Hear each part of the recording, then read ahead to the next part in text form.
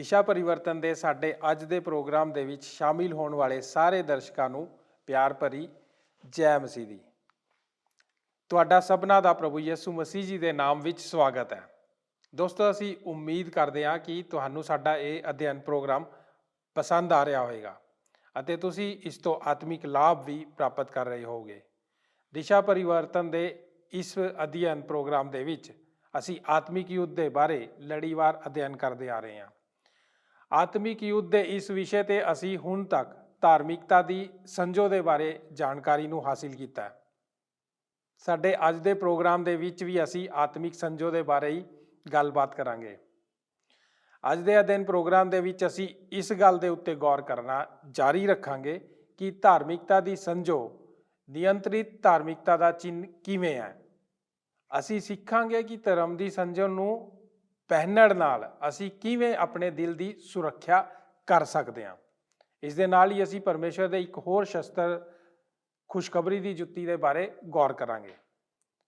ਅੱਜ ਅਸੀਂ ਸਿੱਖਾਂਗੇ ਕਿ ਖੁਸ਼ਖਬਰੀ ਦੀ ਜੁੱਤੀ ਦਾ ਪਰਮੇਸ਼ਰ ਦੇ ਸ਼ਸਤਰ ਦੇ ਨਾਲ ਕੀ ਸੰਬੰਧ ਹੈ ਅਤੇ ਸ਼ਸਤਰ ਬਸਤਰਾਂ ਦੇ ਲਈ ਜੁੱਤੀ ਦਾ ਕੀ ਮਹੱਤਵ ਹੈ। ਸੋ ਦੋਸਤੋ, ਆਓ ਪਰਮੇਸ਼ਰ ਦੇ ਦਾਸ ਡਾਕਟਰ ਡੇਵਿਡ ਜਰਮਾਇਆ ਦੇ ਨਾਲ ਸ਼ੁਰੂ ਕਰਦੇ ਹਾਂ ਸਾਡਾ ਅੱਜ ਦਾ ਅਧਿਐਨ।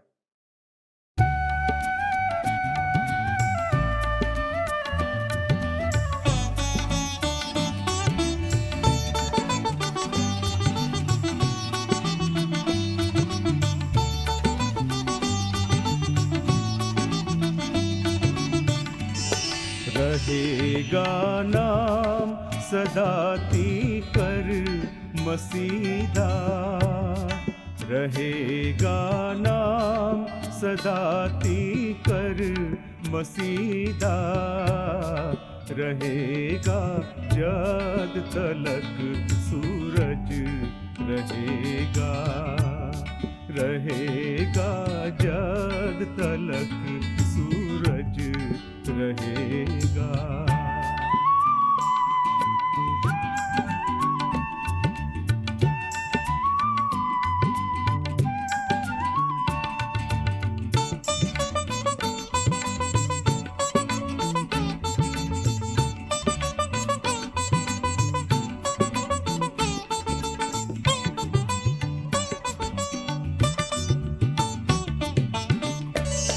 के उस तो बरकता सब लोग पावण, के उस तो बरकता सब लोग पावण, ते कौमा ओस्तियां धन्यवाद गावण, ते कौमा ओस्तियां धन्यवाद गावण।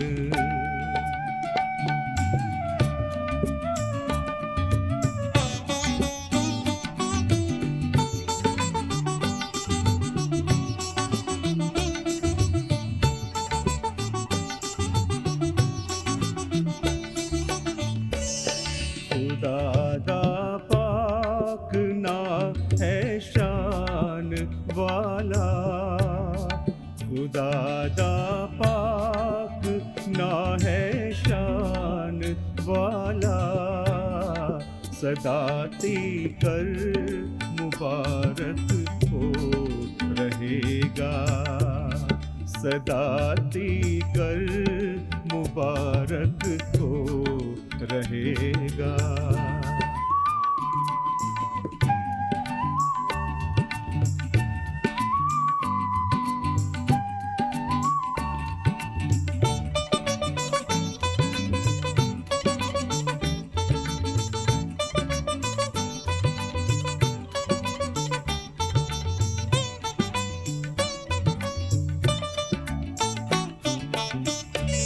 सिताइश बाप बेटे पाक रूह दी, सिताइश बाप बेटे पाक रूह दी, सदा तो है सदा तीकर रहेगी, सदा तो है सदा तीकर रहेगी।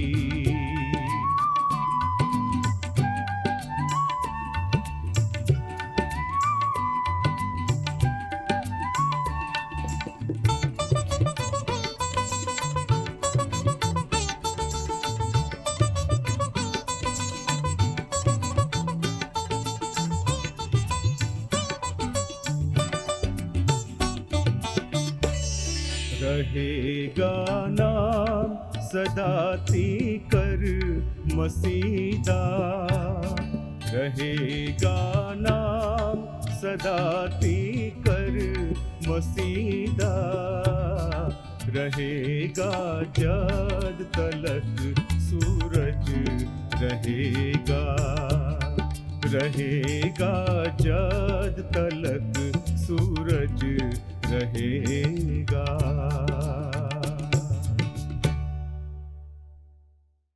ਆਪ ਇਹ ਜਾਣਨ ਦੀ ਖੁਆਇਸ਼ ਰੱਖਦੇ ਹੋ ਕਿ ਸਾਡੇ ਵਿੱਚੋਂ ਕਿਸੇ ਨਾਲੋਂ ਵੀ ਵੱਧ ਕੇ ਕੌਣ ਹੈ ਜਿਸ ਨੇ ਉਸ ਨੂੰ ਪਾਇਆ ਸੀ। ਤਦ ਆਪ ਰੋਮੀਓ ਦੀ ਪੱਤਰੀ 7 ਅਧਿਆਇ ਨੂੰ ਪੜ੍ਹੋ, ਆਪ ਦੇਖੋਗੇ ਕਿ ਮਹਾਨ ਰਸੂਲ ਪੌਲੁਸ ਵੀ ਇਸੇ ਚੀਜ਼ ਦੇ ਵਿੱਚ ਗੁਜ਼ਰਿਆ ਸੀ। ਉਸ ਨੇ ਆਖਿਆ ਸੀ, ਇਹ ਜੋ ਕੁਝ ਮੈਂ ਕਰਨਾ ਚਾਹੁੰਦਾ ਹਾਂ ਮੈਂ ਉਸ ਨੂੰ ਨਹੀਂ ਕਰ ਸਕਿਆ, ਅਤੇ ਇਹ ਜੋ ਕੁਝ ਮੈਂ ਕਰਨਾ ਚਾਹਿਆ ਸੀ ਮੇਰਾ ਸੱਚਮੁੱਚ ਜੀਵਨ ਬਸ ਇੱਕ ਮੁਕਾਬਲਾ ਸੀ, ਕਿਉਂਕਿ ਮੈਂ ਆਪਣੀਆਂ ਕੋਸ਼ਿਸ਼ਾਂ ਵਿੱਚ ਹੋ ਕੇ ਧਰਮੀ ਹੋਣ ਦੀ ਕੋਸ਼ਿਸ਼ ਕੀਤੀ ਸੀ ਅਤੇ ਮੈਂ ਇਸ ਨੂੰ ਨਹੀਂ ਸੀ ਕਰ ਸਕਿਆ। ਫਿਰ ਕਈ ਜੋ ਕਿ ਬਾਹਰੀ ਜੀਵਨ ਦੀ ਕਿਰਿਆ ਵਿੱਚ ਮੇਰੇ ਕੋਲ ਆਉਂਦੇ ਹਨ ਅਤੇ ਉਹ ਆਖਦਾ ਹੈ, ਜੀ ਹਾਂ, ਜੋ ਕੁਝ ਵੀ ਕਰਨ ਦੀ ਕੋਸ਼ਿਸ਼ ਦੀ ਆਪ ਦੀ ਜ਼ਰੂਰਤ ਹੈ ਬਸ ਉਸ ਨੂੰ ਛੱਡ ਦਿਓ ਅਤੇ ਪ੍ਰਭੂ ਨੂੰ ਇਸ ਨੂੰ ਕਰਨ ਦਿਓ। ਇਹ ਤਾਂ ਸਾਡੇ ਲਈ ਬਹੁਤ ਹੀ ਨਕਾਰਾਤਮਕ ਜਾਪਦਾ ਹੈ। ਮੈਂ ਇਹ ਕਿਵੇਂ ਕਰਦਾ ਹਾਂ? ਘਰ ਬੈਠਿਆਂ ਅੱਛੇ ਵਿਚਾਰਾਂ ਨੂੰ ਸੋਚਦਾ ਹਾਂ, ਮੈਂ ਬਸ ਪਰਮੇਸ਼ਰ ਨੂੰ ਸਭ ਕੁਝ ਕਰ ਲੈਣ ਦਿੰਦਾ ਹਾਂ। ਧਰਮੀ ਕਿਵੇਂ ਬਣ ਸਕਦਾ ਹੈ? ਮੈਂ ਕਦੇ ਵੀ ਇਸ ਨੂੰ ਸਮਝਣ ਦੇ ਯੋਗ ਨਹੀਂ ਹੋਇਆ। ਦੂਸਰੇ ਆਉਂਦੇ ਹਨ ਅਤੇ ਆਖਦੇ ਹਨ, ਠੀਕ ਹੈ, ਆਪ ਨੂੰ ਪਵਿੱਤਰ ਆਤਮਾ ਨਾਲ ਭਰਪੂਰ ਹੋਣਾ ਪੈਣਾ ਹੈ। ਇਹ ਤਾਂ ਬਿਲਕੁਲ ਸੱਚ ਹੈ। ਆਪ ਪਾਪ ਨੂੰ ਬਾਹਰ ਕਰ ਦਿਓ ਅਤੇ ਆਪ ਪਰਮੇਸ਼ਰ ਦੇ ਆਤਮਾ ਨੂੰ ਉਚਿਤ ਠਹਿਰਾਉਂਦੇ ਹੋ, ਉਸ ਨੂੰ ਆਪਣੇ ਅੰਦਰ ਲਓ, ਆਉਣ ਦਿਓ। ਮੈਂ ਆਪ ਨੂੰ ਇੱਕ ਵਿਅਹੁਤਾ ਦੱਸਦਾ ਹਾਂ ਜੋ ਮੈਂ ਸੋਚਦਾ ਹਾਂ, ਜੋ ਸ਼ਸਤਰ ਵਸਤਰ ਇਸ ਤਸਵੀਰ ਤੋਂ ਢੁਕਵੇਂ ਹੈ। ਇਸ ਸ਼ਸਤਰ ਵਸਤਰ ਦਾ ਮਹੱਤਵ ਕੁਝ ਇਸੇ ਵਿੱਚ ਨਹੀਂ ਹੈ ਜੋ ਇਹ ਹੈ, ਬਲਕਿ ਇਸ ਵਿੱਚ ਇਹ ਇੱਕ ਕਿਸ ਦੀ ਸੁਰੱਖਿਆ ਕਰਦਾ ਹੈ। ਇਹ ਸਿਰਫ ਉਹੀ ਨਹੀਂ ਕਿ ਸ਼ਸਤਰ ਵਸਤਰ ਕੀ ਹੈ, ਬਲਕਿ ਉਹ ਤਸਵੀਰ ਕਿ ਇਸ ਨੂੰ ਕਿੱਥੇ ਪਹਿਨਿਆ ਜਾਂਦਾ ਹੈ ਅਤੇ ਧਰਮ ਦੀ ਸਮਝੋ ਮਹੱਤਵਪੂਰਨ ਅੰਗਾਂ ਦੇ ਪਿੱਛੇ ਠੀਕ ਠੀਕ ਫੱਬਦੀ ਹੈ। ਮੁੱਖ ਤੌਰ ਤੇ ਇਹ ਇੱਕ ਸਿਪਾਹੀ ਨੂੰ ਉਸਦੇ ਦਿਲ ਦੀ ਰੱਖਿਆ ਵਾਸਤੇ ਦਿੱਤੀ ਜਾਂਦੀ ਹੈ। ਇਹ ਤਾਂ ਉਸਦੇ ਦਿਲ ਨੂੰ ਵੈਰੀ ਦੇ ਤੀਰਾਂ ਦੇ ਵਿਰੁੱਧ ਬਚਾਉਣ ਦੇ ਉਦੇਸ਼ ਨਾਲ ਹੀ, ਜੋ ਕਿ ਇਹ ਇੱਕ ਪਲ ਵਿੱਚ ਉਸਦੇ ਜੀਵਨ ਨੂੰ ਖਤਮ ਕਰ ਸਕਦਾ ਸੀ। ਇਹ ਹੀ ਕਰਨਾ ਹੈ ਕਿ ਬਹੁਤ ਸਾਰੇ ਸਾਡੇ ਪੁਲਿਸ ਦੇ ਕੋਲ ਅਤੇ ਹੋਰ ਵੀ ਗੋਲੀ ਦੇ ਪ੍ਰਭਾਵ ਨੂੰ ਖਤਮ ਕਰਨ ਵਾਲੀਆਂ ਜੈਕਟਾਂ ਨੂੰ ਪਹਿਨਦੇ ਹਨ, ਕਿਉਂਕਿ ਉਹ ਜੈਕਟ ਇੱਕ ਬੰਦੂਕ ਦੀ ਗੋਲੀ ਤੋਂ ਉਹਨਾਂ ਦੀ ਰੱਖਿਆ ਕਰਦੀ ਹੈ। ਆਪ ਜਾਣਦੇ ਹੋ ਕਿ ਉਹ ਉਸ ਗੋਲੀ ਤੋਂ ਬਚਾਉਣ ਵਾਲੀ ਜੈਕਟ ਨੂੰ ਇੱਕ ਖਾਸ ਥਾਂ ਉੱਤੇ ਪਹਿਨਦੇ ਹਨ, ਦਿਲ ਨੂੰ ਢੱਕਣ ਦੇ ਲਈ, ਕਿਉਂਕਿ ਇਹੋ ਹੀ ਉਹ ਸਥਾਨ ਹੈ ਜਿਸ ਦਾ ਨੁਕਸਾਨ ਕੀਤਾ ਜਾ ਸਕਦਾ ਹੈ। ਹੁਣ ਮੈਂ ਇਸ ਤਰੀਕੇ ਵਜੋਂ ਲੈਂਦਾ ਹਾਂ ਕਿ ਅਸੀਂ ਧਰਮੀ ਕਿਵੇਂ ਬਣਦੇ ਹਾਂ। ਇਸ ਦਾ ਮਹੱਤਵ ਇਹ ਹੈ ਕਿ ਠੀਕ ਜਿਸ ਤਰ੍ਹਾਂ ਕਮਰ ਕੱਸਾ ਲੱਕ ਦੇ ਦੁਆਲੇ ਸਾਨੂੰ ਸੇਵਾ ਲਈ ਮਜ਼ਬੂਤ ਕਰਨ ਦੇ ਲਈ ਪਹਿਨਿਆ ਜਾਂਦਾ ਹੈ, ਜੋ ਸੰਜੋ ਹੈ ਉਸ ਨੂੰ ਛਾਤੀ ਉੱਤੇ ਸਾਡੀ ਰੱਖਿਆ ਕਰਨ ਲਈ ਪਹਿਨਿਆ ਜਾਂਦਾ ਹੈ। ਪੌਪ ਸਾਡੇ ਦਿਲ ਨੂੰ ਬਚਾਉਣ ਦੇ ਲਈ, ਕਿਉਂਕਿ ਆਪ ਗੌਰ ਕਰੋ, ਜੋ ਦਿਲ ਹੈ ਉਹ ਭਾਵਨਾ ਦੀ ਪੋਥੀ ਹੈ, ਇਹ ਲਗਾਓ ਦਾ ਸਥਾਨ ਹੈ। ਮੈਂ ਕਦੇ ਕਦੇ ਯਾਦ ਕਰਦਾ ਹਾਂ ਜੋ ਕਿ ਅਸੀਂ ਬਹਿਸ ਕਰ ਰਹੇ ਹਾਂ। ਅਸੀਂ ਆਖਿਆ ਸੀ, ਠੀਕ ਹੈ, ਆਪ ਨੂੰ ਪਤਾ ਹੈ ਜਦੋਂ ਬਾਈਬਲ ਦਿਲ ਦੇ ਬਾਰੇ ਗੱਲ ਕਰਦੀ ਹੈ ਤਦ ਇਹ ਉਸ ਸਰੀਰ ਦੇ ਅੰਗ ਦੀ ਗੱਲ ਨਹੀਂ ਕਰਦੀ ਜੋ ਕਿ ਲਹੂ ਨੂੰ ਬਾਹਰ ਹੋਰ ਅੰਗਾਂ ਤੱਕ ਪੰਪ ਕਰਦਾ ਹੈ। ਕਿ ਆਪ ਨੂੰ ਯਾਦ ਹੈ ਕਿ ਨਵੇਂ ਦਿਲ ਨੂੰ ਪੁਰਾਣੇ ਦਿਲ ਦੀ ਥਾਂ ਲਗਾਉਣ ਦਾ ਕੰਮ ਕਦੋਂ ਸ਼ੁਰੂ ਹੋਇਆ ਸੀ? ਅਸਲ ਵਿੱਚ ਲੋਕ ਮੇਰੇ ਕੋਲ ਆਉਂਦੇ ਹਨ ਅਤੇ ਇਹ ਸਵਾਲ ਕਰਦੇ ਹਨ, ਪਾਸਵਾਨ ਜੀ, ਕੀ ਵਰਤਦਾ ਹੈ ਜੇਕਰ ਇੱਕ ਬੇਵਿਸ਼ਵਾਸੀ ਹਸਪਤਾਲ ਵਿੱਚ ਜਾ ਕੇ ਇੱਕ ਹੋਰ ਦਿਲ ਨੂੰ ਆਪਣੇ ਸਰੀਰ ਵਿੱਚ ਲਗਾਉਣ ਦੇ ਲਈ ਇੱਕ ਵਿਸ਼ਵਾਸੀ ਦੇ ਦਿਲ ਨੂੰ ਲਗਾਉਂਦਾ ਹੋਵੇ? ਕੀ ਇਹ ਉਸ ਨੂੰ ਇੱਕ ਮਸੀਹੀ ਬਣਾ ਦਿੰਦਾ ਹੈ? ਜੀ ਹਾਂ, ਨਹੀਂ, ਇਹ ਇਸ ਤਰ੍ਹਾਂ ਕਾਰਜ ਨਹੀਂ ਕਰਦਾ। ਉਹ ਬੇਵਿਸ਼ਵਾਸੀ ਉਸ ਅੰਗ ਨੂੰ ਪਾਉਣ ਜਾ ਰਿਹਾ ਹੈ ਅਤੇ ਇਹ ਤਾਂ ਖੂਨ ਨੂੰ ਚਲਾਵੇਗਾ ਅਤੇ ਉਹ ਵਿਅਕਤੀ ਠੀਕ ਉਸੇ ਤਰ੍ਹਾਂ ਬੇਵਿਸ਼ਵਾਸੀ ਹੀ ਰਹੇਗਾ ਜਿਸ ਤਰ੍ਹਾਂ ਉਹ ਪਹਿਲਾਂ ਸੀ। ਆਪ ਗੌਰ ਕਰੋ, ਭਾਵੇਂ ਇਸ ਵਿੱਚ ਦਿਲ ਸ਼ਾਮਲ ਹੁੰਦਾ ਹੈ, ਮੈਂ ਵਿਸ਼ਵਾਸ ਕਰਦਾ ਹਾਂ ਕਿ ਇਹ ਦਿਲ ਨਾਲੋਂ ਵੱਧ ਕੇ ਹੈ। ਜੋ ਦਿਲ ਹੈ ਇਹ ਸਾਡੀਆਂ ਭਾਵਨਾਵਾਂ ਦੇ ਸਥਾਨ ਦੀ ਤਸਵੀਰ ਹੈ। ਇਹ ਤਾਂ ਸਾਡੇ ਅੰਦਰੂਨੀ ਅਸੀਂ ਹਾਂ ਜਿੱਥੇ ਕਿ ਅਸੀਂ ਖੁਆਇਸ਼ ਰੱਖਦੇ ਹਾਂ ਅਤੇ ਫਿਰ ਵੀ ਜੋ ਦਿਲ ਹੈ ਇਸ ਦੇ ਨਾਲ ਜੁੜਿਆ ਹੋਇਆ ਹੈ। ਮੈਂ ਇਸ ਦੀ ਵਿਆਖਿਆ ਕਰਦਿਆਂ, ਜਦੋਂ ਆਪ ਨਾਰਾਜ਼ ਹੁੰਦੇ ਹੋ, ਮੈਂ ਜਾਣਦਾ ਹਾਂ ਕਿ ਇੱਥੇ ਕੋਈ ਵੀ ਨਿਰਾਸ਼ ਨਹੀਂ ਹੁੰਦਾ, ਪਰ ਆਓ ਅਸੀਂ ਇੱਕ ਪਲ ਦੇ ਲਈ ਇਹ ਧਾਰਨਾ ਕਰੀਏ ਕਿ ਇਸ ਤਰ੍ਹਾਂ ਵਰਤਦਾ ਹੈ। ਜਦੋਂ ਆਪ ਗੁੱਸੇ ਹੁੰਦੇ ਹੋ, ਆਪ ਦਾ ਦਿਲ ਕਿੰਨਾ ਜ਼ਿਆਦਾ ਲਹੂ ਪੰਪ ਕਰਦਾ ਹੈ ਤੇ ਤੁਹਾਡੇ ਚਿਹਰਾ ਲਾਲ ਹੋ ਜਾਂਦਾ ਹੈ ਕਿ ਆਪ ਨੇ ਇਸ ਨੂੰ ਜਾਣਿਆ ਹੈ। ਜਦੋਂ ਆਪ ਡਰ ਦੀ ਭਾਵਨਾ ਦਾ ਅਨੁਭਵ ਕਰਦੇ ਹੋ ਤਦ ਆਪ ਦਾ ਦਿਲ ਲਹੂ ਨੂੰ ਪੰਪ ਕਰਨਾ ਭੁੱਲ ਜਾਂਦਾ ਹੈ ਅਤੇ ਆਪ ਸਫੇਦ ਫਿਰ ਹੋ ਜਾਂਦੇ ਹੋ। ਇਹ ਹਫ਼ਤੇ ਆਪ ਮੈਨੂੰ ਇਹ ਨਾ ਦੱਸੋ ਕਿ ਤੁਹਾਡਾ ਜੋ ਦਿਲ ਹੈ ਉਹ ਆਪ ਦੀਆਂ ਭਾਵਨਾ ਦੇ ਵਿੱਚ ਸ਼ਾਮਲ ਨਹੀਂ ਹੈ। ਸੱਚਮੁੱਚ ਇਹ ਹੈ। ਅਤੇ ਜਰਾ ਖਿਆਲ ਕਰੋ ਕਿ ਜਦੋਂ ਤੁਸੀਂ ਵਿਆਹ ਕਰਵਾਇਆ ਸੀ ਤਦ ਆਪ ਨੇ ਉਸ ਛੋਟੀ ਲੜਕੀ ਨੂੰ ਆਪਣਾ ਪਿਆਰਾ ਸਰ ਕਰਕੇ ਨਹੀਂ ਸੀ ਆਖਿਆ, ਆਪ ਨੇ ਤਾਂ ਉਸ ਨੂੰ ਆਪਣੀ ਪ੍ਰਿਆ ਕਰਕੇ ਆਖਿਆ ਸੀ। ਠੀਕ ਹੈ, ਕਿਉਂ? ਕਿਉਂਕਿ ਉਹ ਤੁਹਾਡੇ ਲਈ ਇੰਨੀ ਜ਼ਿਆਦਾ ਖੁਆਇਸ਼ ਸੀ। ਆਪ ਦੇ ਅੰਦਰ ਉਸ ਦੇ ਲਈ ਇੱਕ ਮਹਾਨ ਖੁਆਇਸ਼ ਸੀ। ਹੁਣ ਧਿਆਨਪੂਰਵਕ ਗੌਰ ਕਰੋ, ਅਸੀਂ ਧਰਮ ਦੀ ਸੰਜੋ ਕਿਵੇਂ ਪਹਿਨਦੇ ਹਾਂ ਅਤੇ ਧਰਮੀ ਕਿਵੇਂ ਬਣਦੇ ਹਾਂ। ਉਡੀਕ ਕਰਦਿਆਂ ਹਮੇਸ਼ਾ ਬਿਹਤਰ ਬਣਨ ਦੀ ਕੋਸ਼ਿਸ਼ ਕਰਨ ਦੀ ਬਜਾਏ ਸਾਨੂੰ ਯਸੂ ਦੇ ਨਾਲ ਦੁਆਰਾ ਪਿਆਰ ਕਰਨ ਦੀ ਲੋੜ ਹੈ। ਆਪ ਗੌਰ ਕਰੋ, ਬਿਹਤਰ ਬਣਨ ਦੀ ਕੋਸ਼ਿਸ਼ ਕਰਨ ਦੇ ਬਜਾਏ ਸਾਨੂੰ ਇਹ ਸਿੱਖਣ ਦੀ ਜ਼ਰੂਰਤ ਹੈ ਕਿ ਪਰਮੇਸ਼ਰ ਦੇ ਨਾਲ ਹੋਰ ਜ਼ਿਆਦਾ ਪਿਆਰ ਕਿਵੇਂ ਕਰੀਦਾ ਹੈ। ਸਾਨੂੰ ਉਸ ਦੇ ਨਾਲ ਦੁਬਾਰਾ ਫਿਰ ਪਿਆਰ ਦੇ ਵਿੱਚ ਪੈਣ ਦੀ ਜ਼ਰੂਰਤ ਹੈ, ਕਿਉਂਕਿ ਉਹੀ ਉਹ ਰਿਸ਼ਤਾ ਹੈ ਜੋ ਕਿ ਸਾਡੇ ਵਤੀਰੇ ਨੂੰ ਚਲਾਵੇਗਾ। ਜਦੋਂ ਆਪ ਇਹ ਸਿੱਖ ਜਾਂਦੇ ਹੋ ਕਿ ਪ੍ਰਭੂ ਨੂੰ ਪਿਆਰ ਉਸ ਦੀ ਬਾਣੀ ਦੇ ਅਨੁਸਾਰ ਕਿਵੇਂ ਕਰੀਦਾ ਹੈ ਅਤੇ ਪ੍ਰਾਰਥਨਾ ਅਤੇ ਸੰਗਤ ਦੇ ਰਾਹੀਂ ਅਤੇ ਬੰਦਗੀ ਦੇ ਰਾਹੀਂ ਅਤੇ ਆਪਸੀ ਗੱਲਬਾਤ ਅਤੇ ਜ਼ਿੰਮੇਵਾਰ ਹੁੰਦਿਆਂ, ਜਦੋਂ ਆਪ ਪਵਿੱਤਰਤਾਈ ਦੀ ਕਲਾ ਦਾ ਅਭਿਆਸ ਕਰਦੇ ਹੋ ਅਤੇ ਆਪ ਪਵਿੱਤਰ ਹੋਣ ਵਿੱਚ ਸਮਾਂ ਲਗਾਉਂਦੇ ਹੋ ਅਤੇ ਆਪ ਪਰਮੇਸ਼ਰ ਨੂੰ ਆਪਣੇ ਦਿਲੋਂ ਪਿਆਰ ਕਰਦੇ ਹੋ, ਇਹ ਆਪ ਦੇ ਜੀਵਨ ਨੂੰ ਬਦਲ ਦੇਵੇਗਾ। ਤਦ ਆਪ ਇਹ ਦੇਖਣ ਦੀ ਕੋਸ਼ਿਸ਼ ਕਰਦਿਆਂ ਇੱਧਰ ਉੱਧਰ ਨਹੀਂ ਭੱਜੋਗੇ ਕਿ ਮੈਂ ਇਹ ਕਿਵੇਂ ਕਰ ਸਕਦਾ ਹਾਂ ਅਤੇ ਮੈਂ ਇਸ ਨੂੰ ਕਿਵੇਂ ਆਰੰਭ ਕਰ ਸਕਦਾ ਹਾਂ, ਆਪਣੇ ਜੀਵਨ ਦੇ ਵਿੱਚੋਂ ਇਸ ਨੂੰ ਕਿਵੇਂ ਦੂਰ ਕਰ ਸਕਦਾ ਹਾਂ ਅਤੇ ਇਸ ਨੂੰ ਕਿਵੇਂ ਆਪਣੇ ਜੀਵਨ ਦੇ ਵਿੱਚ ਲਿਆ ਸਕਦਾ ਹਾਂ। ਪਰ ਆਪ ਪ੍ਰਭੂ ਦੇ ਨਾਲ ਇੰਨਾ ਜ਼ਿਆਦਾ ਪ੍ਰੇਮ ਵਿੱਚ ਹੋਵੋਗੇ ਕਿ ਆਪ ਜਾਣ ਲਓਗੇ ਕਿ ਇਹ ਠੀਕ ਆਪ ਦੇ ਅੰਦਰੋਂ ਸਾਰੇ ਕੰਮ ਬਦਲਨੇ ਸ਼ੁਰੂ ਹੋ ਰਹੇ ਹਨ। ਜਗਤ ਦੀਆਂ ਪੁਰਾਣੀਆਂ ਚੀਜ਼ਾਂ ਪਰੇ ਹੋਣੀਆਂ ਸ਼ੁਰੂ ਹੋ ਜਾਣਗੀਆਂ ਉਸ ਜਹਾਜ਼ ਦੇ ਉਹਨਾਂ ਪੁਰਾਣੀਆਂ ਚੀਜ਼ਾਂ ਦੀ ਤਰ੍ਹਾਂ, ਅਤੇ ਆਪ ਨੂੰ ਆਪ ਦੇ ਅੰਦਰੋਂ ਨਵੇਂ ਬਣਾਉਣਾ ਸ਼ੁਰੂ ਹੋ ਜਾਵੇਗਾ। ਇਸ ਤਰ੍ਹਾਂ ਜਦੋਂ ਆਪ ਧਰਮ ਦੀ ਸੰਜੋ ਨੂੰ ਪਹਿਨਦੇ ਹੋ ਤਦ ਜਿਸ ਦੇ ਨਾਲ ਆਪ ਨਿਪਟ ਰਹੇ ਹੋ ਉਹ ਇਹ ਹੈ ਕਿ ਆਪ ਆਪਣੇ ਦਿਲ ਦੇ ਨਾਲ ਨਿਪਟ ਰਹੇ ਹੋ। ਤੁਹਾਡੇ ਦਿਲ ਅੱਜ ਕਿੱਥੇ ਹੈ, ਇਹੋ ਹੀ ਮੁੱਖ ਗੱਲ ਹੈ। ਬਹੁਤ ਸਾਰੇ ਵਰਤਮਾਨ ਮਸੀਹੀ ਇੱਥੇ ਇਸ ਯੁੱਧ ਨੂੰ ਹਾਰ ਰਹੇ ਹਨ। ਅਸੀਂ ਇਸ ਵਿੱਚ ਲੱਗੇ ਹਾਂ ਕਿ ਜਗਤ ਕੋਲ ਸਾਡੇ ਲਈ ਕੀ ਹੈ ਅਤੇ ਸਾਡਾ ਦਿਲ ਕਿਧਰੇ ਹੋਰ ਥਾਂ ਤੇ ਹੈ, ਅਤੇ ਜਿੱਥੇ ਸਾਡਾ ਦਿਲ ਹੈ ਉੱਥੇ ਹੀ ਸਾਡਾ ਖਜ਼ਾਨਾ ਹੈ। ਜਿੱਥੇ ਸਾਡਾ ਦਿਲ ਹੈ ਉੱਥੇ ਹੀ ਸਾਡਾ ਜੀਵਨ ਸ਼ੈਲੀ ਹੁੰਦੀ ਹੈ। ਜਿੱਥੇ ਸਾਡਾ ਦਿਲ ਹੈ ਉੱਥੇ ਹੀ ਸਾਡੀਆਂ ਪ੍ਰਮਾਤਮਿਕਤਾਵਾਂ ਹਨ। ਮੇਰੇ ਕੋਲ ਹਮੇਸ਼ਾ ਨੌਜਵਾਨ ਲੋਕ ਆਉਂਦੇ ਹਨ ਅਤੇ ਆਖਦੇ ਹਨ, ਇਹ ਤਾਂ ਛੱਡਣ ਦਾ ਸਵਾਲ ਹੈ ਅਤੇ ਹੇ ਬਾਲਕੋ, ਜੇਕਰ ਆਪ ਨੇ ਇਸ ਤੋਂ ਪਹਿਲਾਂ ਇਸ ਨੂੰ ਕੀਤਾ ਹੈ, ਇਸ ਨੂੰ ਦੁਬਾਰਾ ਕਦੇ ਵੀ ਕਰਨ ਦੀ ਖੁਆਇਸ਼ ਨਾ ਰੱਖੋ, ਕਿਉਂਕਿ ਮੈਂ ਆਪ ਨੂੰ ਦੱਸ ਰਿਹਾ ਹਾਂ, ਆਪ ਆਪਣੇ ਆਪ ਨੂੰ ਪਰੇ ਕਰ ਰਹੇ ਹੋ।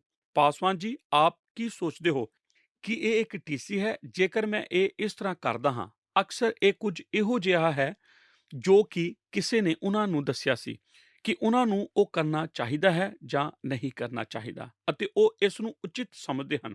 ਅਕਸਰ ਇਹ ਤਾਂ ਅਣਉਚਿਤ ਹੀ ਹੁੰਦਾ ਹੈ, ਪਰ ਕਿਸੇ ਨੇ ਉਹਨਾਂ ਨੂੰ ਆਖਿਆ ਕਿ ਇਹ ਉਚਿਤ ਹੀ ਹੈ। ਹੁਣ ਇਹ ਜਾਣਨ ਦੀ ਕੋਸ਼ਿਸ਼ ਕਰ ਰਹੇ ਹਨ ਜੇਕਰ ਉਹ ਉਸ ਨੂੰ ਕਰ ਸਕਦੇ ਹਨ, ਅਤੇ ਫਿਰ ਯੁੱਧ ਦੇ ਵਿੱਚ ਹੀ ਬਣੇ ਰਹਿਣਗੇ ਅਤੇ ਉਹ ਚਾਹੁੰਦੇ ਹਨ ਕਿ ਮੈਂ ਉਹਨਾਂ ਨੂੰ ਆਖਾਂ, ਠੀਕ ਹੈ, ਇਹ ਤਾਂ ਠੀਕ ਹੀ ਹੈ, ਇਹ ਤੁਹਾਨੂੰ ਕੋਈ ਨੁਕਸਾਨ ਨਹੀਂ ਪਹੁੰਚਾਵੇਗਾ। ਪਰ ਆਪ ਗੌਰ ਕਰੋ, ਮੈਂ ਇਸ ਸਵਾਲ ਦਾ ਉੱਤਰ ਨਹੀਂ ਦਿੰਦਾ। ਮੈਂ ਇੱਕ ਹੋਰ ਸਵਾਲ ਕਰਦਾ ਹਾਂ, ਆਪ ਮੈਨੂੰ ਇਹ ਕਿਉਂ ਪੁੱਛ ਰਹੇ ਹੋ? ਆਪ ਮੈਨੂੰ ਉਹ ਕਿਉਂ ਪੁੱਛ ਰਹੇ ਹੋ? ਆਪ ਇਸ ਬਾਰੇ ਪ੍ਰਭੂ ਦੇ ਨਾਲ ਗੱਲ ਕਿਉਂ ਨਹੀਂ ਕਰਦੇ? ਆਪ ਪ੍ਰਭੂ ਤੋਂ ਇਹ ਕਿਉਂ ਨਹੀਂ ਪੁੱਛਦੇ? ਜੇਕਰ ਆਪ ਉਸ ਨੂੰ ਕਰਦੇ ਹੋ ਤਦ ਕੀ ਇਹ ਠੀਕ ਹੈ? ਜੀ ਹਾਂ, ਮੈਂ ਪਹਿਲਾਂ ਹੀ ਉਸ ਦੇ ਨਾਲ ਗੱਲ ਕਰ ਚੁੱਕਾ ਹਾਂ। ਮੈਨੂੰ ਉਹ ਪਸੰਦ ਨਹੀਂ ਹੈ ਜੋ ਉਸ ਨੇ ਆਖਿਆ ਸੀ, ਆਪ ਇਸ ਨੂੰ ਕਰੋ। ਅਤੇ ਆਪ ਗੌਰ ਕਰੋ, ਜਦੋਂ ਅਸੀਂ ਉਹ ਸਵਾਲ ਕਰਦੇ ਹਾਂ ਤਦ ਅਸੀਂ ਮੁੱਖ ਤੌਰ ਤੇ ਇਹ ਆਖ ਰਹੇ ਹਾਂ, ਮੈਂ ਇਸ ਜਗਤ ਦੀਆਂ ਚੀਜ਼ਾਂ ਦੇ ਕਿੰਨਾ ਨੇੜੇ ਹੋ ਸਕਦਾ ਹਾਂ, ਬਿਨਾਂ ਅਸਲ ਵਿੱਚ ਇਸ ਨੂੰ ਪੂਰੀ ਤਰ੍ਹਾਂ ਗਵਾਇਆ, ਅਤੇ ਅਸੀਂ ਆਪਣੇ ਲਗਾਅ ਨੂੰ ਛੱਡ ਰਹੇ ਹਾਂ। ਜੇਕਰ ਆਪ ਸੱਚਮੁੱਚ ਕਿਸੇ ਨਾਲ ਪਿਆਰ ਕਰਦੇ ਹੋ ਤਦ ਆਪ ਉਹਨਾਂ ਤੋਂ ਜਿਨ੍ਹਾਂ ਨੂੰ ਵੀ ਹੋ ਸਕੇ ਦੂਰ ਰਹਿਣ ਦੀ ਕੋਸ਼ਿਸ਼ ਨਹੀਂ ਕਰਦੇ। ਆਪ ਹਰ ਕੁਝ ਕਰਦੇ ਹੋ ਜਿਸ ਦੇ ਨਾਲ ਜਿੰਨਾ ਚਿਰ ਹੋ ਸਕੇ ਆਪ ਉਹਨਾਂ ਦੇ ਕੋਲ ਰਹੋ। ਇਹੋ ਹੀ ਪਿਆਰ ਦਾ ਸੁਭਾਅ ਹੈ। ਅਤੇ ਜਦੋਂ ਆਪ ਪਰਮੇਸ਼ਰ ਨੂੰ, ਮੇਰੇ ਦੋਸਤੋ, ਪਿਆਰ ਕਰਦੇ ਹੋ ਤਦ ਆਪ ਇਸੇ ਤਰ੍ਹਾਂ ਜਿਉਣ ਦੀ ਖੁਆਇਸ਼ ਰੱਖੋਗੇ ਜਿਸ ਤਰ੍ਹਾਂ ਕਿ ਉਹ ਚਾਹੁੰਦਾ ਹੈ ਆਪ ਜੀਓ। ਆਪ ਇਸ ਦੀ ਭਾਲ ਨਹੀਂ ਕਰੋਗੇ ਕਿ ਆਪ ਕਿਵੇਂ ਜਿੰਨਾ ਜ਼ਿਆਦਾ ਹੋ ਸਕੇ, ਜਿੰਨਾ ਜ਼ਿਆਦਾ ਦੂਰ ਜਾ ਸਕੋ ਆਪ ਜਾਓਗੇ। ਆਪ ਤਾਂ ਇਸ ਨੂੰ ਸਿੱਖਣ ਦੀ ਕੋਸ਼ਿਸ਼ ਕਰ ਰਹੇ ਹੋਵੋਗੇ ਕਿ ਆਪ ਜਿੰਨਾ ਵੀ ਜ਼ਿਆਦਾ ਹੋ ਸਕੇ ਉਸ ਦੇ ਨਜ਼ਦੀਕੇ ਕਿਵੇਂ ਚੱਲ ਸਕਦੇ ਹੋ? ਇਹ ਸਵਾਲ ਆਪ ਨੂੰ ਪਰੇ ਕਰਦਾ ਹੈ ਕਿ ਇਹ ਇਸ ਤਰ੍ਹਾਂ ਨਹੀਂ ਹੈ। ਕਦੇ-ਕਦੇ ਬੱਚੇ ਆਖਦੇ ਹਨ, ਜੀ ਹਾਂ ਪਾਸਵਾਨ ਜੀ, ਜੋ ਕੁਝ ਆਪ ਗੱਲ ਕਰ ਰਹੇ ਹੋ ਕਿ ਆਪ ਨੂੰ ਤਾਂ ਧਰਮੀ ਹੋਣ ਦੇ ਲਈ ਬਹੁਤ ਕੁਝ ਛੱਡਣਾ ਪੈਣਾ ਹੈ। ਨਹੀਂ, ਆਪ ਨੂੰ ਇਸ ਤਰ੍ਹਾਂ ਨਹੀਂ ਕਰਨਾ ਪੈਣਾ। ਪਰਮੇਸ਼ਰ ਕਦੇ ਵੀ ਆਪ ਨੂੰ ਛੱਡਣ ਨਹੀਂ ਦਿੰਦੇ। ਕੁਝ ਵੀ ਅਜਿਹਾ ਛੱਡਣਾ ਨਹੀਂ ਦਿੰਦਾ, ਉਹ ਵਾਪਸ ਨਾ ਦੇਵੇ। ਆਪ ਬਸ ਬਾਈਬਲ ਬਾਣੀ ਨੂੰ ਪੜ੍ਹੋ ਕਿ ਆਪ ਨੂੰ ਯਾਦ ਹੈ ਕਿ ਉਹ ਲੜਕਾ ਜਿਸ ਨੇ ਆਪਣੇ ਦੁਪਹਿਰ ਦੇ ਖਾਣੇ ਨੂੰ ਛੱਡਿਆ ਸੀ, ਉਸਨੇ 5000 ਲੋਕਾਂ ਨੂੰ ਆਪਣੇ ਦੁਪਹਿਰ ਦੇ ਖਾਣੇ ਦੇ ਨਾਲ ਭਰਪੂਰ ਹੁੰਦਿਆਂ ਵੇਖਣ ਦੇ ਆਨੰਦ ਨੂੰ ਪਾਇਆ ਸੀ ਅਤੇ ਫਿਰ ਉਸਨੇ 12 ਗੁਣਾ ਹੋਰ ਜ਼ਿਆਦਾ ਪ੍ਰਾਪਤ ਕੀਤਾ ਸੀ, ਜੋ ਕੁਝ ਪਹਿਲਾਂ ਉਸ ਕੋਲ ਸੀ। ਫਿਰ ਇੱਕ ਹੋਰ ਮਨੁੱਖ ਸੀ ਜਿਸ ਦੇ ਕੋਲ ਇੱਕ ਕਬਰ ਸੀ ਅਤੇ ਪਰਮੇਸ਼ਰ ਨੇ ਉਸ ਨੂੰ ਉਹ ਛੱਡਣ ਦੇ ਲਈ ਆਖਿਆ ਸੀ। ਉਸ ਨੇ 3 ਦਿਨ ਬਾਅਦ ਉਸ ਨੂੰ ਅਤਰ ਦੇ ਨਾਲ ਪੂਰੀ ਤਰ੍ਹਾਂ ਮਨਮੋਹਕ ਬਣੇ ਹੋਇਆ ਪਾਇਆ ਸੀ ਅਤੇ ਇਸ ਗਵਾਹੀ ਦੇ ਨਾਲ ਕਿ ਯਿਸੂ 3 ਦਿਨ ਉਸ ਕਬਰ ਵਿੱਚ ਰਿਹਾ ਸੀ ਅਤੇ ਉਸ ਕਬਰ ਵਿੱਚੋਂ ਜੀ ਉੱਠਿਆ ਸੀ। ਜਦੋਂ ਵੀ ਕਦੇ ਪ੍ਰਭੂ ਆਪ ਨੂੰ ਕੁਝ ਛੱਡਣ ਦੇ ਲਈ ਆਖਦਾ ਹੈ, ਉਹ ਹਮੇਸ਼ਾ ਹੀ ਆਪ ਨੂੰ ਵਾਪਸ ਦਿੰਦਾ ਹੈ। ਉਹ ਕਦੇ ਵੀ ਆਪ ਨੂੰ ਇਸ ਦੇ ਪ੍ਰਤੀ ਘਾਟੇ ਵਿੱਚ ਨਹੀਂ ਰਹਿਣ ਦੇਵੇਗਾ। ਮੈਂ ਅਕਸਰ ਉਸ ਮਨੁੱਖ ਦੇ ਬਾਰੇ ਸੋਚਦਾ ਹਾਂ ਜਿਸ ਨੂੰ ਇੱਕ ਦਿਨ ਆਪਣੇ ਗਧੇ ਨੂੰ ਛੱਡ ਦੇਣ ਦੇ ਲਈ ਆਖਿਆ ਗਿਆ ਸੀ। ਕਿ ਆਪ ਨੂੰ ਉਸ ਬਾਰੇ ਯਾਦ ਹੈ? ਮੈਂ ਨਹੀਂ ਜਾਣਦਾ ਜੇਕਰ ਉਹਨਾਂ ਨੇ ਸੱਚਮੁੱਚ ਇਸ ਤਰ੍ਹਾਂ ਕਰਨ ਦੀ ਜਾਂ ਨਾ ਕਰਨ ਦੀ ਖੁਆਇਸ਼ ਰੱਖੀ ਸੀ, ਪਰ ਉਹਨਾਂ ਨੇ ਇਸ ਤਰ੍ਹਾਂ ਕੀਤਾ ਸੀ। ਉਹਨਾਂ ਨੂੰ ਇਹ ਵਿਸ਼ਵਾਸ ਕਰਨਾ ਪਿਆ ਕਿ ਜਦੋਂ ਤੱਕ ਉਹ ਗਧਾ ਇਸ ਧਰਤੀ ਉੱਤੇ ਸੀ, ਉਹ ਫਿਲਿਸਤੀਨੀਆਂ ਵਿੱਚ ਸਭ ਤੋਂ ਵੱਧ ਪ੍ਰਸਿੱਧ ਗਧਾ ਸੀ। ਇਹੋ ਹੀ ਉਹ ਗਧਾ ਸੀ ਜਿਸ ਉੱਤੇ ਯਿਸੂ ਜੀ ਸਵਾਰ ਹੋਏ ਸਨ। ਜੇਕਰ ਅੱਜ ਉਹ ਜਿੰਦਾ ਹੁੰਦਾ ਤਦ ਉੱਥੇ ਕੋਈ ਮਕਬਰਾ ਬਣਾ ਦਿੱਤਾ ਜਾਂਦਾ ਅਤੇ ਉਹ ਇਸ ਤਰ੍ਹਾਂ ਕਰਕੇ ਇੱਕ ਕਰੋੜਪਤੀ ਬਣ ਜਾਂਦਾ। ਆਪ ਕਦੇ ਵੀ ਕੁਝ ਵੀ ਨਹੀਂ ਛੱਡਦੇ ਜੋ ਕੁਝ ਪਰਮੇਸ਼ਰ ਆਪ ਨੂੰ ਵਾਪਸ ਨਹੀਂ ਦਿੰਦਾ। ਆਪ ਕਦੇ ਵੀ ਪਰਮੇਸ਼ਰ ਨੂੰ ਉਸ ਤੋਂ ਜ਼ਿਆਦਾ ਨਹੀਂ ਦੇ ਸਕਦੇ ਅਤੇ ਆਪ ਜਦੋਂ ਆਪਣਾ ਜੀਵਨ ਉਸ ਨੂੰ ਦਿੰਦੇ ਹੋ, ਆਪ ਨੇ ਉਸ ਨੂੰ ਇੱਕ ਔਜ਼ਾਰ ਦਿੱਤਾ ਹੈ ਜਿਸ ਦਾ ਇਸਤੇਮਾਲ ਉਹ ਆਪ ਨੂੰ ਯੁੱਧ ਵਿੱਚ ਫਤਿਹਮੰਦ ਬਣਾਉਣ ਦੇ ਲਈ ਕਰਨ ਦੀ ਖੁਆਇਸ਼ ਰੱਖਦਾ ਹੈ। ਮਨੁੱਖੋ ਅਤੇ ਔਰਤੋ, ਮੈਂ ਆਪ ਨੂੰ ਇਹ ਦੱਸ ਦਿੱਤਾ ਹੈ, ਇੱਕ ਪਰਮੇਸ਼ਰ ਪ੍ਰਸਤ ਜੀਵਨ ਦੀ ਸ਼ਕਤੀ ਵਰਗਾ ਕੋਈ ਨਹੀਂ ਹੈ। ਇਹ ਸਭ ਤੋਂ ਮਹਾਨ ਸ਼ਸਤਰ ਹੈ ਜਿਸ ਨੂੰ ਆਪ ਯੁੱਧ ਵਿੱਚ ਆਪਣੇ ਨਾਲ ਲਿਜਾਂਦੇ ਹੋ ਅਤੇ ਯੁੱਧ ਨੂੰ ਜਿੱਤਦੇ ਹੋ। ਆਮੀਨ। ਸਰੋਤਾ ਦੋਸਤੋ, ਆਤਮਿਕ ਯੁੱਧ ਵਿੱਚ ਜੋ ਕਿ ਦਿਸ਼ਾ ਪਰਿਵਰਤਨ ਪ੍ਰੋਗਰਾਮ ਦੀ ਇੱਕ ਲੜੀ ਹੈ, ਅੱਜ ਅਸੀਂ ਖੁਸ਼ਖਬਰੀ ਦੀ ਜੁੱਤੀ ਜੋ ਕਿ ਪਰਮੇਸ਼ਰ ਦਾ ਇੱਕ ਸ਼ਸਤਰ ਹੈ, ਉਸ ਬਾਰੇ ਗੌਰ ਕਰਾਂਗੇ। ਅੱਜ ਦੇ ਪ੍ਰੋਗਰਾਮ ਦੀ ਰੂਪਰੇਖਾ ਕੁਝ ਇਸ ਤਰ੍ਹਾਂ ਹੋਵੇਗੀ। ਨੰਬਰ 1, ਜੁੱਤੀ ਦਾ ਪਰਮੇਸ਼ਰ ਦੇ ਵਸਤਰ ਸ਼ਸਤਰ ਨਾਲ ਸੰਬੰਧ। ਨੰਬਰ 2, ਸ਼ਸਤਰ ਵਸਤਰ ਲਈ ਜੁੱਤੀ ਦੀ ਜ਼ਰੂਰਤ।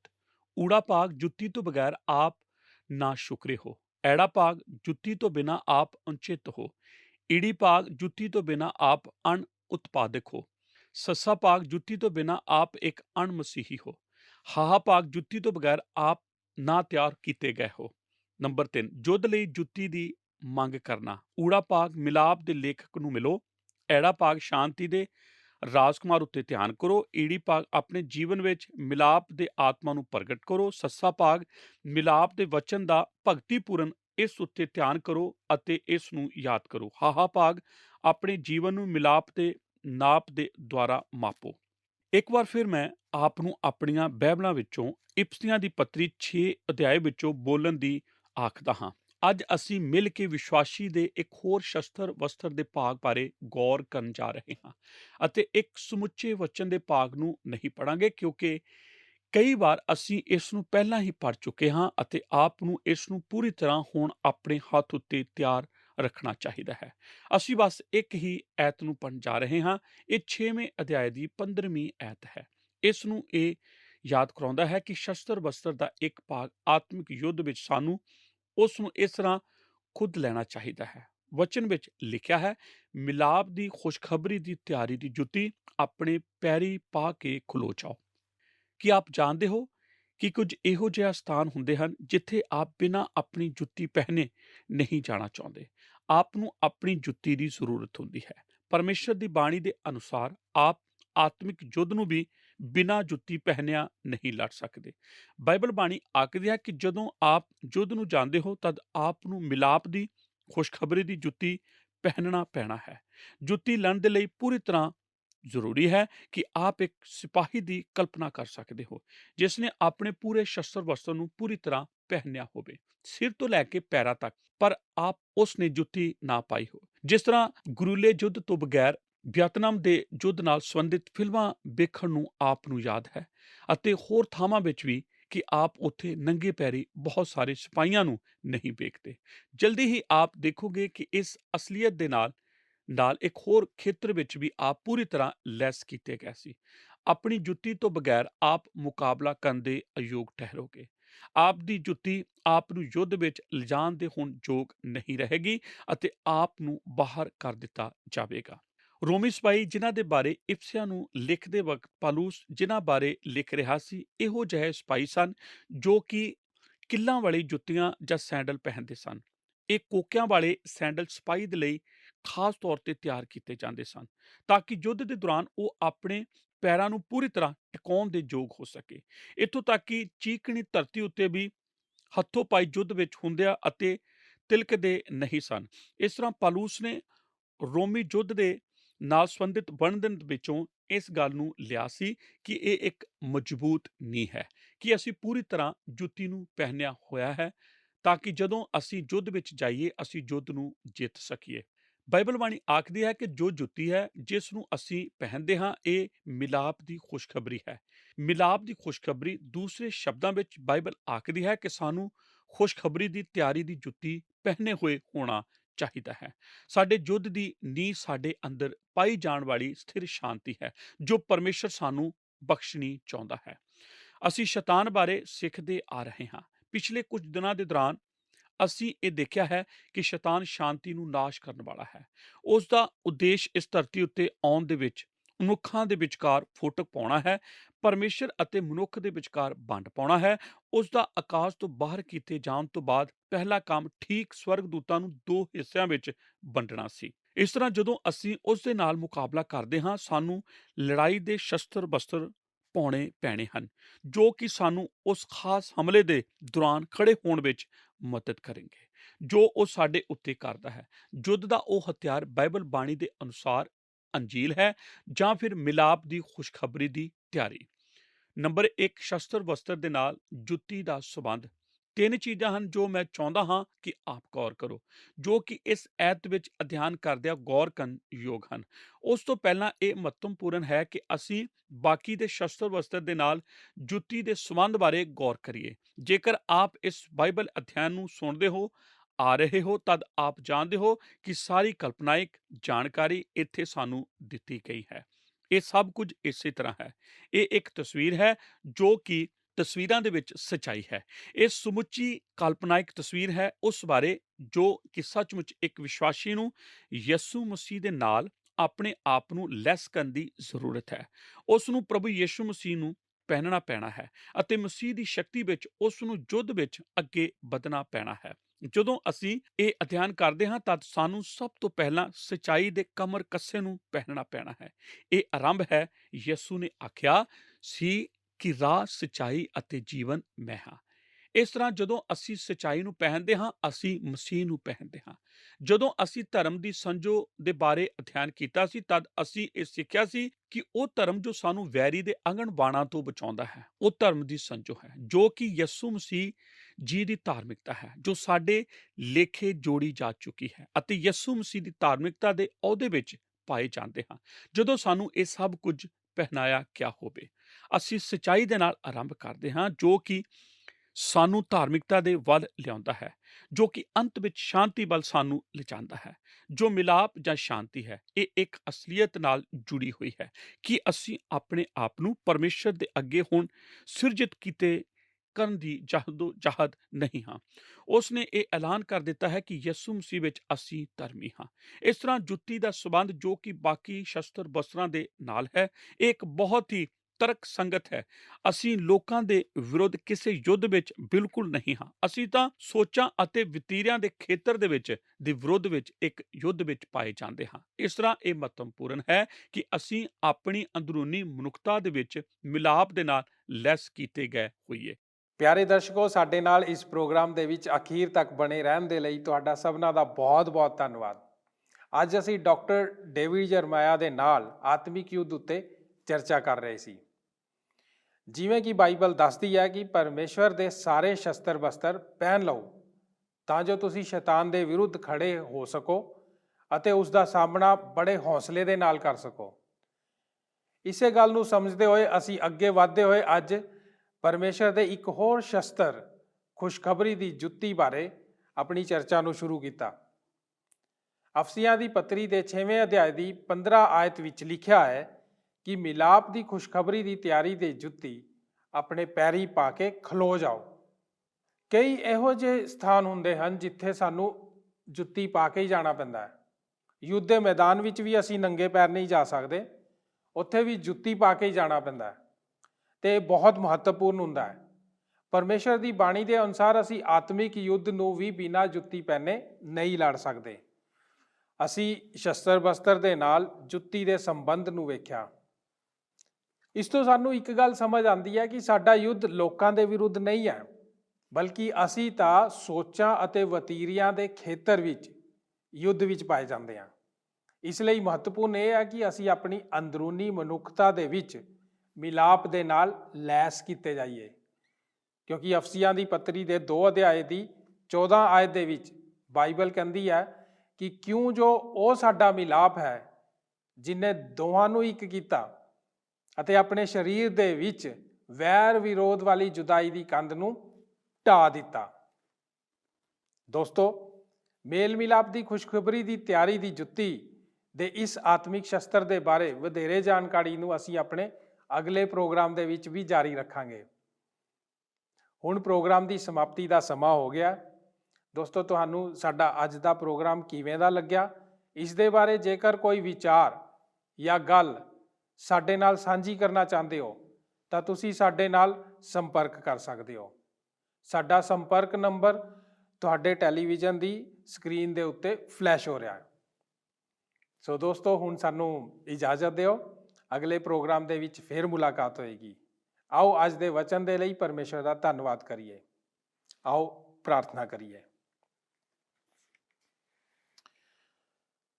ਸਾਡੇ ਅਨੁਗ੍ਰਹਿਕਾਰੀ ਦਿਆਲੂ ਪਰਮੇਸ਼ਰ ਪ੍ਰਭੂ ਯਿਸੂ ਮਸੀਹ ਜੀ ਦੇ ਨਾਂ 'ਚ ਤੁਹਾਡਾ ਧੰਨਵਾਦ ਕਰਦੇ ਪਿਤਾ ਪਰਮੇਸ਼ਰ। ਅੱਜ ਇੱਕ ਵਾਰ ਫਿਰ ਤੋਂ ਤੁਸੀਂ ਪਿਤਾ ਪਰਮੇਸ਼ਰ ਸਾਡੇ ਤੇ ਰਹਿਮ ਕੀਤਾ ਔਰ ਆਤਮਿਕ ਯੁੱਧ ਵਿੱਚ ਖੜੇ ਰਹਿਣ ਵਾਸਤੇ ਆਪਣੇ ਸ਼ਸਤਰਾਂ ਬਸਤਰਾਂ ਨਾਲ ਸਾਨੂੰ ਜਾਣ ਪਛਾਣ ਕਰਵਾਈ। ਔਰ ਅੱਜ ਤੁਸੀਂ ਪਿਤਾ ਪਰਮੇਸ਼ਰ ਮੇਲ ਮਿਲਾਪ ਦੀ ਖੁਸ਼ਖਬਰੀ ਦੀ ਤਿਆਰੀ ਦੀ ਜੁੱਤੀ ਬਾਰੇ ਦੱਸਿਆ।